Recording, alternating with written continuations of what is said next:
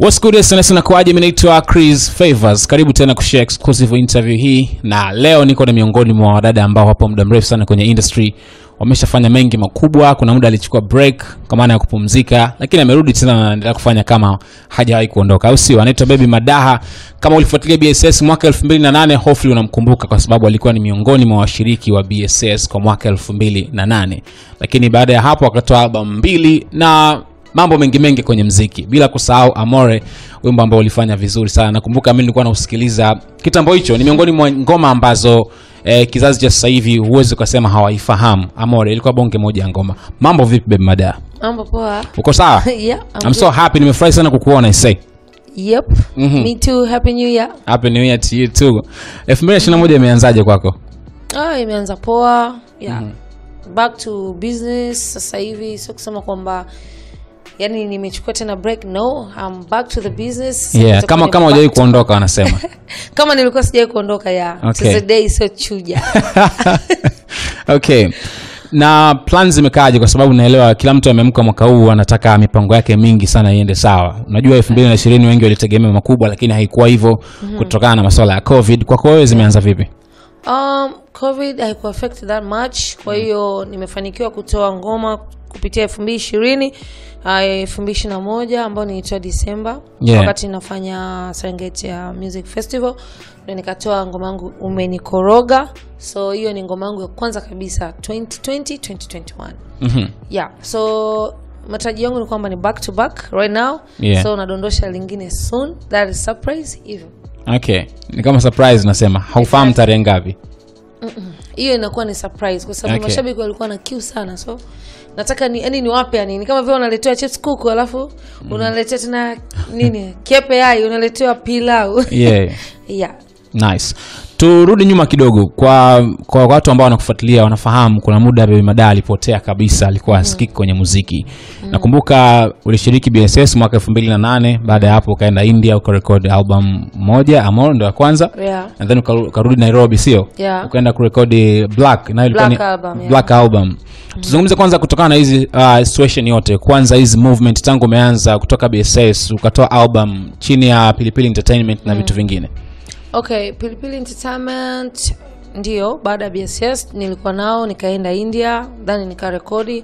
Bahati mbaya sana hawakuweza kurekodi Amore ambayo ilikuwa ni hit song, kutokana na kwamba the owner is Indian, so aliamini kwamba labda nikifanya international song ndio itatusua, lakini matokeo yake ni kwamba consumers wakawa wamependa Amore ambayo ni Kiswahili kabisa. Kiswahili kabisa.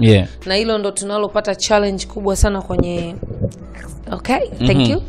Na hilo ndo tunalopata challenge kubwa sana kwenye management, kwamba ukiwa na management ambao sio town dwellers wa hapa Tanzanians, inakuwa ni ngumu sana kutusua kwa sababu hawaujui muziki wa hapa. So wanadhani kwamba mawazo yao ni bora zaidi, wakati wewe ni mwanamuziki unatakiwa, yani mimi nilikuwa nawaeleza jamani Amore ndo the best.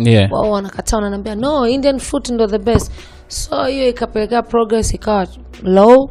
Nikaona sasa hapa napoteza muda, nikasema okay fine, nikanijia deal jingine ambayo ndo Candy record. Kwa hiyo nikatoka pale 2014, hiyo nilifanya na Pilipili mpaka 2013, kutoka 2009. So nikaenda 2013, 14 mpaka 16 with Candy naye akaja tena na issue yake kwamba yeye anataka nifanye music ya Kenya. Ndo kaona nyimbo kama zile Summer Holiday, Mr. DJ, Squeeze Me Tight. Ilikuwa ni muziki mzuri, lakini haupenetrate huku. Watu wananiona mbona Baby Madaha Amore tena sio kama huyu. You see? So ikaniletea tena mimi changamoto. Watu wakaanza kuniona mzungu sana. Yani mimi mzungu alafu nika mzungu sana. So it was like sasa huyu ni nini? Kwa hiyo hazikufanya vizuri sana. Ingawaje kwa Kenya nilifanya vizuri. Tulikuwa chini ya lebo moja na Mr. Nice nadhani na Top C, kind of. So baada ya hapo nikaona sasa ni nini. Namwambia manager hataki kunielewa. End of it nikawa nimemaliza mkataba, ikabidi tu niende Dubai kufanya kazi ambayo nyingine nilosomea. Umeona? So nikaachana kabisa na music kwa sababu ilini frustrate kwamba kwa nini napata management nzuri, zina pesa lakini hazinisikilize. You see? Sasa nilivyoenda Dubai nikafanya kazi, nilivyorudi 2019 nikarudi back to Pilipili, nikafanya nao kama series moja. lakini baadaye nikaja nikagundua kwamba no, sasa hivi ni muda wangu mimi kujitegemea. Okay. So I decided kwamba okay, right now naenda solo na nakuwa my own boss. Kwa hiyo it's me, myself and I. Kwa sasa hivi nimeajiri watu ambao ni managers wangu, ambao mimi sasa ndo boss kwa kuambia okay, tunatoa ngoma hii, haya wewe kazi yako ni hii, wewe kazi yako ni hii. Na nimeona kwamba mwamko ni mkubwa, watu wamenipokea tena vizuri kwa ngoma yangu hii mpya, umenikoroga, na imenionyesha kabisa kumbe sisi wenyewe tunaweza. Unajua kutegemea pesa ya mtu unakuwa mtumwa, unakuwa unafuata ile pesa inavyotaka. Unajua mwenye pesa kama hujui muziki ndio basi tena imekula kwako. Kwa hiyo watu wengi, mashabiki wengi wanakuwa na laumu, baby mbona utoe muziki, ama huyu mbona ana lose kwenye music. Nadhani poor management na poor strategies zinakuwa ni zinasababisha sababu kubwa. Ni cause za hizi vitu. Okay, sawa. Tukumbushe story ya kipindi ambapo una record Amore, kwa sababu nazungumza huu ni wimbo ambao ulifanya vizuri sana. Ni hit song mpaka sasa hivi ikipigwa, nadhani bado kuna watu ambao wanakumbuka vitu vingi sana kutokana na ngoma hii. Story ilikuwaje mpaka Amore inakuja kutengenezwa? Okay, sasa baada ya kuwa nimepata sasa huo mkataba, Pilipili Entertainment wakaniambia okay, sasa uende urecord. Na mimi huwa so shabiki ama so muumini wa majina makubwa kwenye production. By that time Punch Latino Mafia, rest in peace. Yeah. Yaani nashindwa hata kumuita marehemu. I don't know, I just feel bad. Unajua alikuwa ni rafiki yangu na nilikutana naye by that time iko Kili Records. Kwa hiyo akaniambia baby, naweza nikafanya kitu. Umeona hapo ndo ametoka kwa Duli I think. So tukaanza kutengeneza ngoma. Na nakumbuka Amore it was the last song. Na mimi nikaona sasa hapa nilitunga na rafiki zangu, yani tulikuwa tu tumekaa tumechill. Mpaka nikaanza kuuliza hapa niweke mpenzi, niweke nini? Nikampigia my mom. Nikamwambia mom, hapa nataka natunga nyimbo kwa ajili ya my album. So najiuliza what should I just put it, yani instead of ya mpenzi, zimeshazoleka mpenzi la Zizi, sijui my love, niweke nini? My mom moja kwa moja akasema weka Amore. You see, it's a Portuguese meaning kwamba Amore mpenzi. So nikaiandika, ndio ikaanza umekuwa nyota yangu waka Amore. So rafiki zangu wakawa wananicheka, una njaa baby, una njaa. So ndio hivyo tulikuwa tumetoka BSS, hatuna chochote, hatuna kitu. Kwa unakaa tu mkiwa mnakunywa maji nini. Basi nikaiandika Amore. Kuiandika Amore ilikuwa last song ku record, na Pancho nakumbuka marehemu aliniambia this is the hit. Lakini sikuamini. Na nakumbuka nilikuwa nasikiliza Beyonce to Irreplaceable, afu nikawa nasikiliza na Tony Braxton inaitwa So Yesterday. So tukawa tunajaribu kuweka ngoma fulani hivi, kupata ile tempo. Nikawa nasema think nataka hizi tempo. Nakumbuka Muli akaja akanambia, alikuja studio akanambia baby unaimba kizungu sana Amore ndo nini?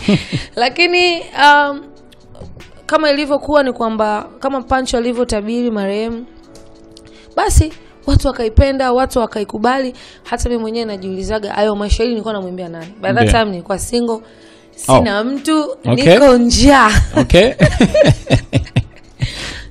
Nice. Na ni mafanikio gani ambayo unajivunia kutoka kwenye ngoma hii Amore? Okay, Amore imenisaidia, nimefanya show nyingi sana ndani na nje ya nchi. Kupitia Amore, yani hizo show tu zenyewe I bought for my mom kiwanja na nikaweza kunyanyua nyumba. Nyingine alimalizia mwenyewe. Kupitia Amore nikanunua kiwanja changu Kigamboni, sasa hivi najenga. Umeona, Amore imenipevia, yani it has just paved a lot of ways to me. Yani nimekutana na watu wengi, ikanisababisha mpaka nikapata huo mkataba. Huyo manager mwenyewe alisikia Amore ndo akasema wao natafuta first lady, wakaenda Nkandi. So Amore imekuwa kama baraka kwangu. Na mpaka sasa hivi kuna mashabiki zangu wananiita Amore. They don't call me Baby Madaha. So I love it. Kwa sababu ni wimbo ambao umekutengenezea identity. Yani ukisema Amore basi ndo kumbukumbu nzuri sana Baby Madaha, au sio? Of course. Baada ya hapo umerekodi album 2 kama ulivyozungumza, ukaenda Dubai. Muziki umekupa stress kipindi hicho. Ulikuwa unapitia wakati gani? It was very hard kwa sababu. Na ilikuwa ni mwaka gani hiyo? Ilikuwa ni kuanzia 2000. Kwanza hard time imeanza Kenya. Unajua that is not my country. Alafu lifestyle yao, alafu kwa ugenini.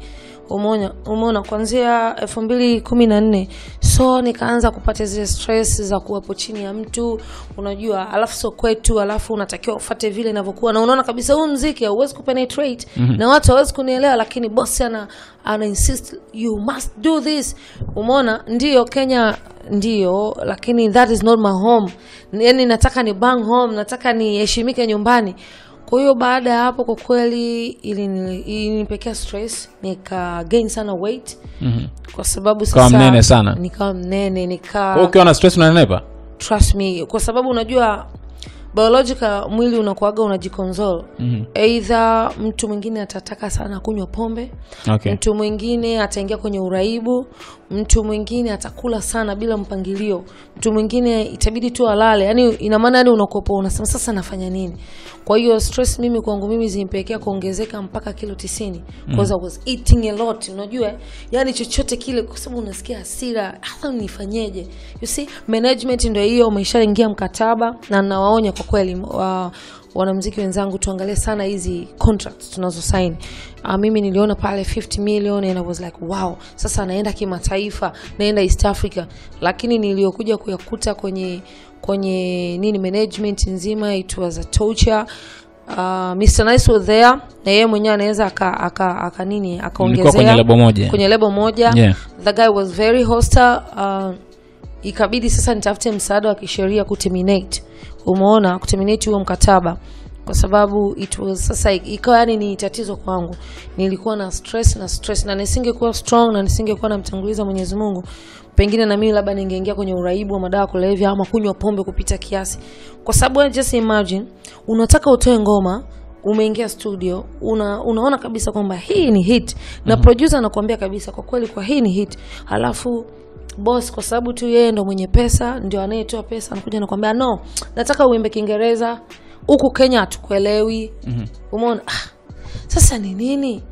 Alafu hiyo ngoma anakuambia ipeleke TZ, unaileta Tanzania, wale wenyewe ni consumers na mashabiki tunaongea nao kwenye hizi platforms za social media na whatever, mpaka watangazaji wanakuambia lakini baby, hii ngoma doesn't suit you, kwa nini usirudi kwenye Amore? Hebu muona sasa ile stress. Yeah. Kwa hiyo mwisho siku nikasema let me quit. Alafu pia kulikuwa na hizi changamoto, kuna miungu watu kwenye hizi industry. Unajua sasa hivi tasnia imekuwa kulikuwa na watu bila kupitia kwao, yani uwezi kupenetrate. So na mimi nikawa naona yani ni issue. Na mimi I don't want to be into the queue. So nikasema ya nini? Kwani sijaenda shule au kwani sina talent?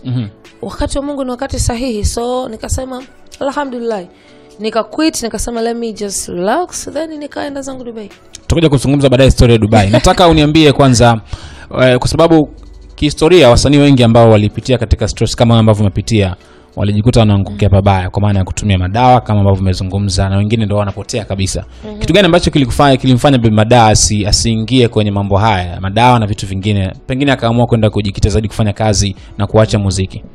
Okay, cha kwanza kabisa naweza kusema kwamba ni Mungu, kwa sababu mimi ni mtu ambaye namtanguliza sana Mungu. Yani tofauti na watu wanavyoniona kwamba Baby Madaha ni mtu bata na nini, lakini mimi huwa nasali sana, nasali saa 9 usiku na huwa nafunga sana. Na nikiona majaribio yamezidi sana huwa namwambia sasa Mungu, napumzika, alafu nakupa wewe nafasi ya kutengeneza hiki kitu. So nilichofanya cha kwanza ni Mungu ndiye alonisaidia. Nilisali, nikalia, nikafunga. Nikasema sasa hii inaniletea depression, acha niache. Na nikaona kabisa Mungu kama vile amekubaliana like okay, now shift. Toka Afrika nenda Arabuni kidogo, ukaenda kufanya kitu kingine. So cha kwanza ni hicho. Cha pili ni familia yangu. Always I'm very close to my family, my mama and my young sister. Unajua sisi tuko wawili tu. Yeah. My dad tayari ashafariki. So na familia yangu nimetokea familia ya kidini, alafu familia yangu yote ni madaktari. So hata kama ningeingia kwenye uraibu ingekuwa ni mshangao sana, kwa sababu najua matokeo yake, najua athari zake. Na kingine pia I have a friend, kama unamkumbuka, ambaye nilikuwa nafanya naye Faisal. Faisal aliingia kwenye uraibu wa madawa kulevya. Na ikawa ngumu sana kumtoa. Nilijitahidi kadri ya uwezo wangu, lakini ni mtu akawa hashikiki. Na mpaka sasa hivi hata sijui yuko wapi. So nilikuwa nikiangalia zile athari alizozipata, jinsi alivyotana, yani kutoka kwenye mtu kuwa mnyama kisa tu madawa kulevya. Kwa kweli nikasema hapana, ni bora hata nile chakula lakini sio kula unga. So ni vitu ambavyo nilikuwa na elimu navyo, lakini kitu sio cha kucheka, ni janga na linaathiri vijana. Na kuna watu walikuwa wako strong kabisa, waamini, wanawake wazuri, wanaume handsome, lakini unga umewapotezea heshima, umewaharibia hadhi yao katika jamii. Kwa sio kitu cha kucheka, sio kitu cha kusema kwamba you are very strong enough kwamba utaweza kukitako. Ni Mungu tu anakuepusha. Yani hiyo janga la madawa kulevya ni kama ukimwi. Kwamba wewe unaweza ukajitunza lakini mwenzi wako akaja akakuambukiza, na wewe unaweza ukawa very strong, labda ukawa na marafiki wa kukushauri na nini, lakini shetani tu, hata tusimsingizia shetani, yani ni wanasema insecurities ama inferiority complex, ikakufanya wewe ukasema let me try this, ili kuipotezea ile hali ambayo inayokukuta ama changamoto. So ushauri kwamba ukiwa na changamoto, cha kwanza mkimbilie Mwenyezi Mungu. Cha kwanza kabisa. Cha pili, tafuta wanasema seek psychological advice. Okay. Yeah. Wataalamu wa kisaikolojia. Yes, exactly. Yeah. Sawa. Na baada ya hapo sasa ukaamua kwenda zako Dubai kwenda kufanya kazi. Ulisomea nini, kwa sababu unasema kwamba ulikuwa na taaluma tayari? Okay, mimi kitaaluma ni mwandishi wa habari kama wewe. Okay. DSJ sio? Yes. Nipe tano nisahau bana. Umesoma DSJ bana. Pili nimesomea political science and history. Okay. Yeah, that's my degree. Lakini kule nilikuwa nafanya Afrodia, ambapo nilikuwa nafanya kama PRO. Ni kampuni ya mjomba wangu ambayo inahusika na mambo ya gold, oil, umeona? Vitu kama hivyo, gemstones hizo. Yeah. So that's why I went over there. Na umekaa kwa muda gani Dubai? Nimekaa toka 2018, 16, 17, 18, 19 nikarudi TZ. Yeah, so nilikuwa naenda narudi Tanzania. Okay, nice. Nakumbuka kipindi ambapo huko kuna stories nyingi of course zinaendelea kuhusu wewe. Maybe ulikuwa unakutana nazo. Nataka uniambie ulikuwa unapitia time gani ama situation gani ambayo ulikuwa unaipitia kipindi hicho baada ya kuamua kuanza kwenda Dubai, kuacha muziki na vitu vingine. Kitu gani ambacho ulikuwa una experience ama vitu gani ambavyo nadhani baby Madaha alikuwa anavimisi sana? Okay, kitu cha kwanza kabisa kama nilivyokuambia kwamba toka nilivyomshirikisha Mungu nilisema kwamba okay, chochote kitakachokuja is okay.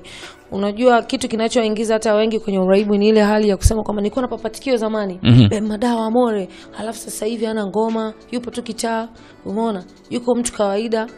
Mimi ninachosema kwamba kilichokuwa kinani depress ni kwamba tu kazi zangu kwa nini haziendi. Lakini kwenye upande wa maisha namshukuru sana JUMA NATURE, aliniintroduce kwenye maisha fulani hivi normal. Aliniambia baby, usijali, hata unaweza ukavaa kanda mbili, ukapanda daladala, ukapanda pikipiki. Mimi nilikuwa naenda sana Mbagala, walikuwa wananifanya vile mzungu.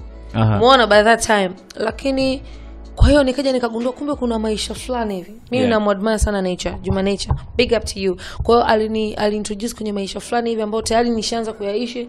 Kwa hiyo mimi haikuni affect sana kukua raia wa kawaida, right? Lakini kilichokuwa kinani affect kwamba ninapokutana na watu, baby mbona utoi ngoma? Baby mbona umepotea? Yaani kwa nini? Sikuchuja, sikufanya nini, kazi zangu ziliendelea kama kawaida. Umeona kipato changu tena kiliongezeka.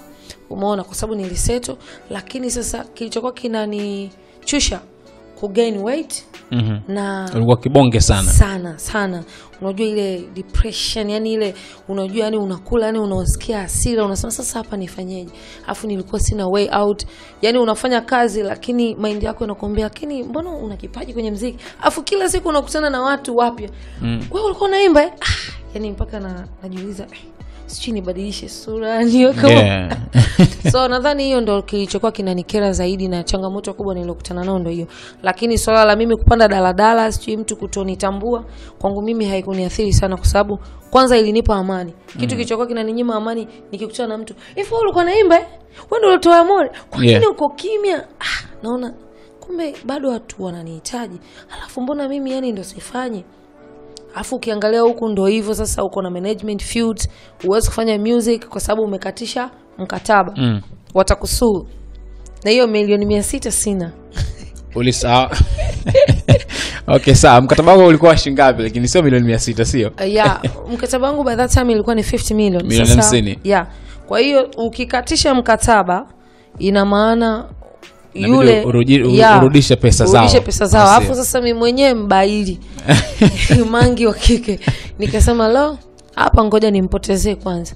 Okay. Lakini naye alimkuta majanga hiyo kutunyanyasa kwetu sisi. Yeye naye alikuja akafungwa, alipiga sio wapi hela huyo meneja wetu.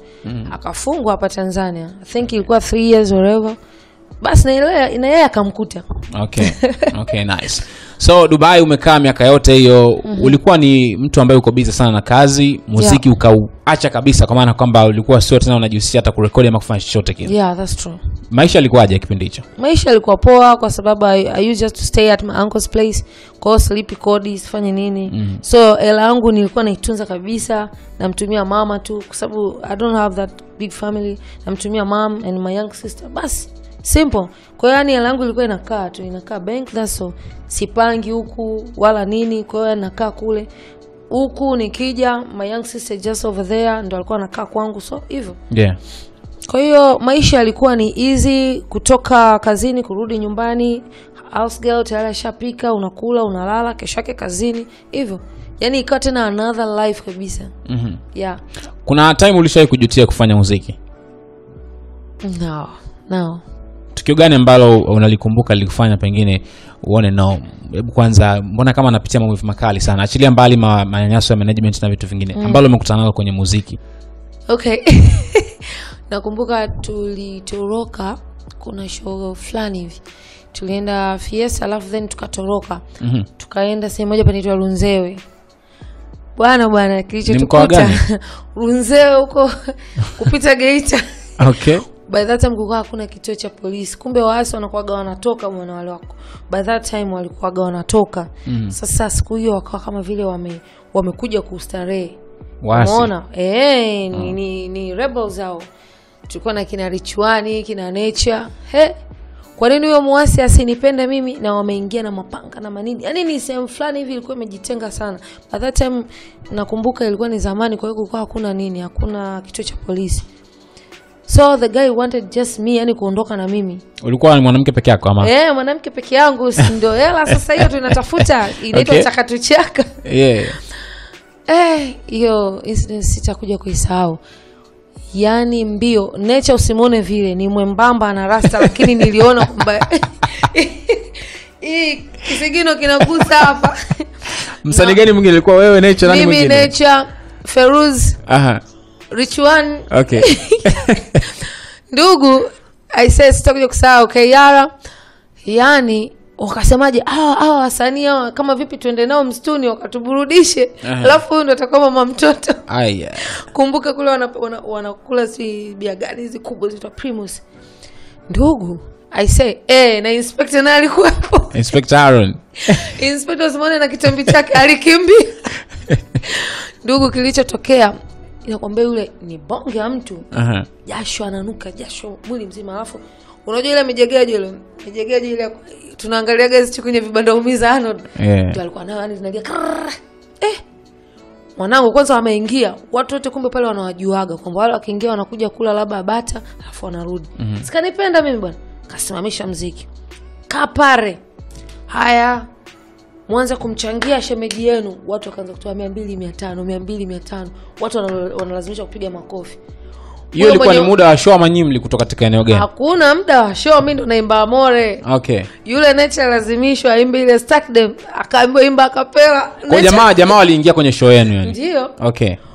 Nature naimba, walimwengu walikushaniambia kwamba huyu demu rudia tena.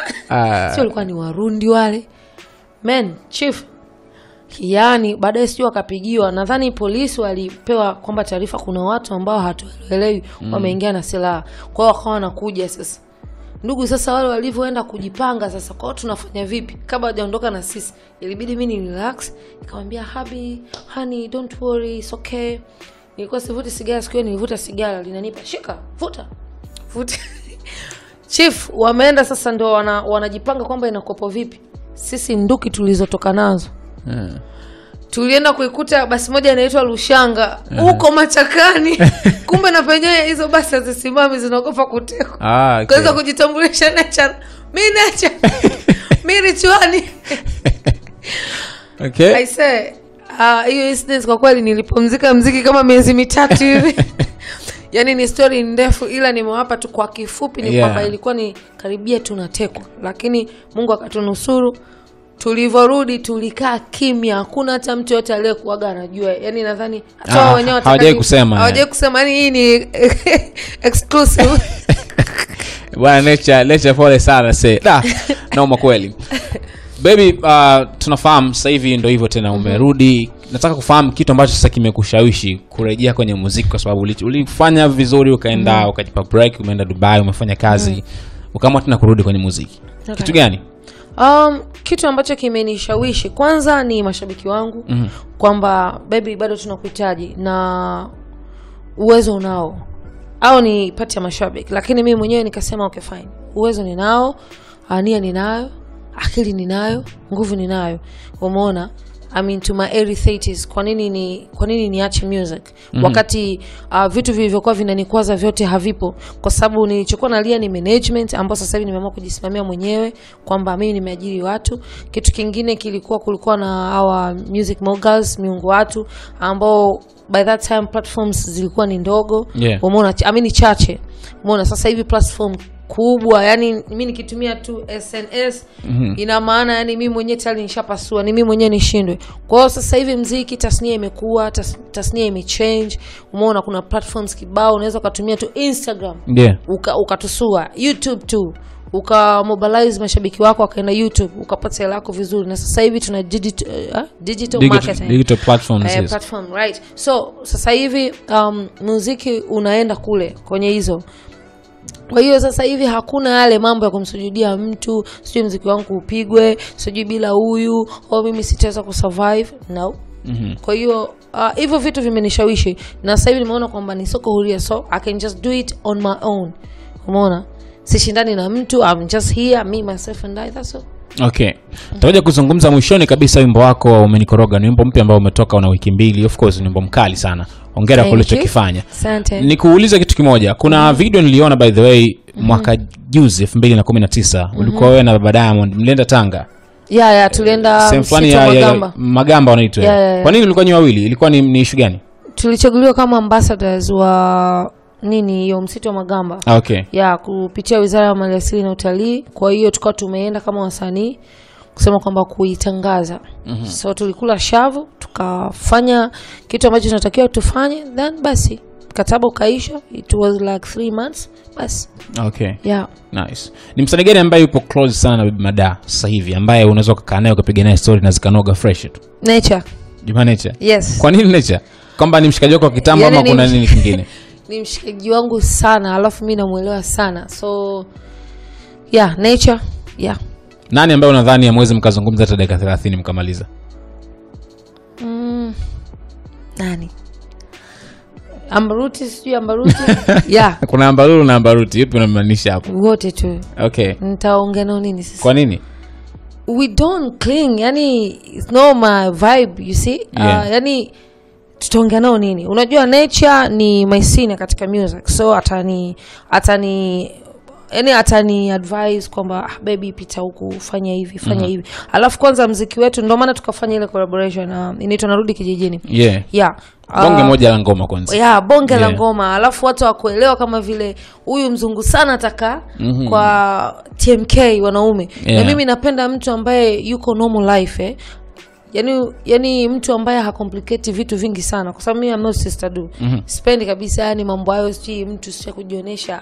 Ndio maana umeiva na Nature, kwa sababu Nature nayo iko hivyo simple sana. Hata hiyo ngoma ambayo umeitaja Narudi Kijijini Nature amepiga kanda mbili zake hapo kwenye ile basi na nini. Of course ni video ambayo ilikuwa inatakiwa vae vile, lakini ni maisha ambayo Nature tumekuwa tukimwona nayo hata nje ya muziki.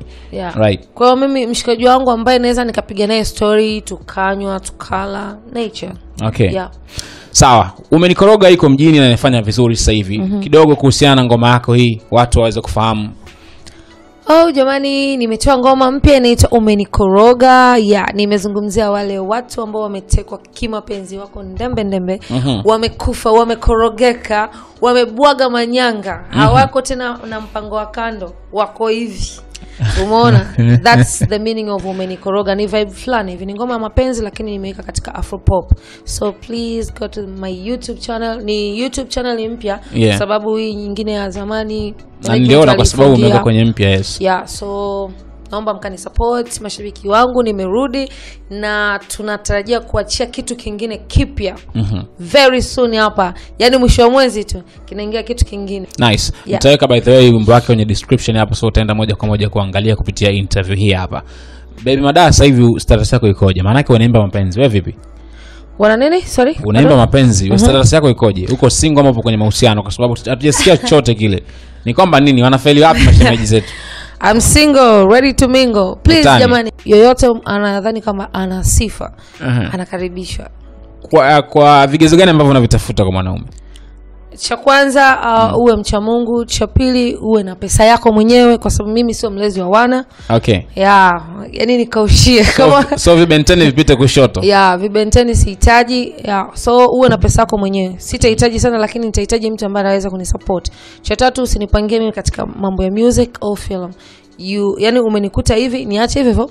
Samaki wanakuambia usimkunje angali mkunje angali mbichi. Yeah. So sitaki yule mtu akunipelekesha, right? So mtu ambaye anamogopa Mungu, anajua majukumu yake kama mwanaume. Ukiingia huko na Baby Madaha unatakiwa umsupport nini?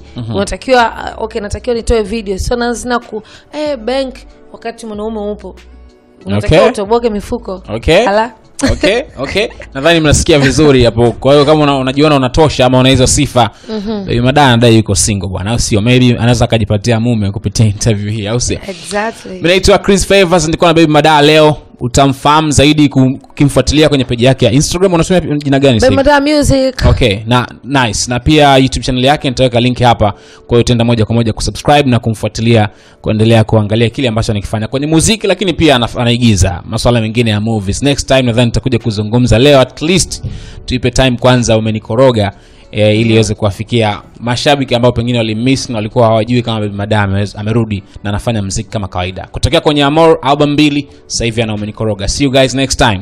Yeah baba.